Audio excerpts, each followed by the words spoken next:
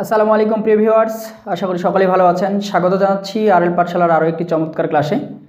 আজকে আমরা গণিতের অসাধারণ একটা টেকনিক শিখব, যে টেকনিকটির মাধ্যমে আজকের যে ম্যাথগুলো সেই ম্যাথগুলো সমাধান করতে পারবো খুবই অল্প সময়ে।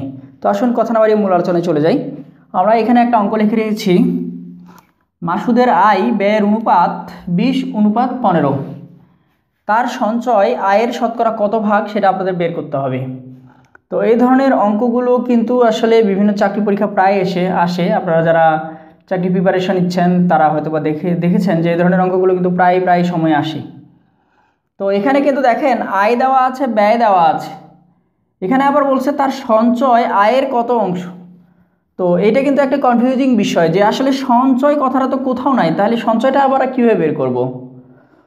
তো এটা জিনিস মাথায় রাখবেন যে যতটুকু আয় হয় ব্যয় করার পর যেটা থাকে সেটাই তো তার সঞ্চয়, তাই নয় কি?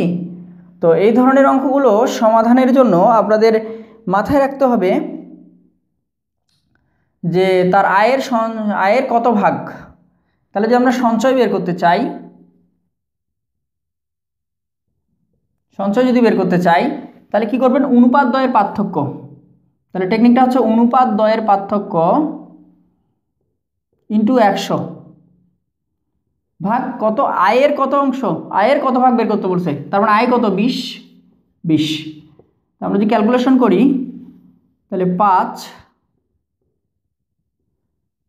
20, তাহলে হচ্ছে কত,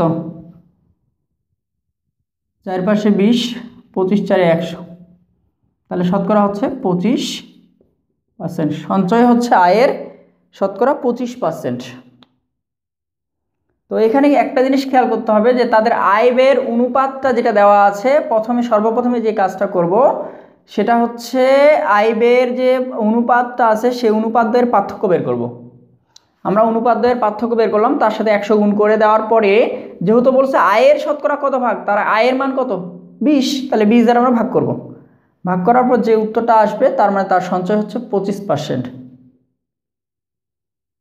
তো ভিডিওটি যারা সম্পূর্ণ দেখেছেন, এই ধরনের অঙ্কগুলো যদি এসে থাকে তাহলে আপনারা যেভাবে বুঝিয়ে দিলাম এই টেকনিকটি যদি আপনারা রপ্ত করতে পারেন তাহলে এই সংক্রান্ত অঙ্কগুলো আর সমস্যা হবে না আমি মনে করি।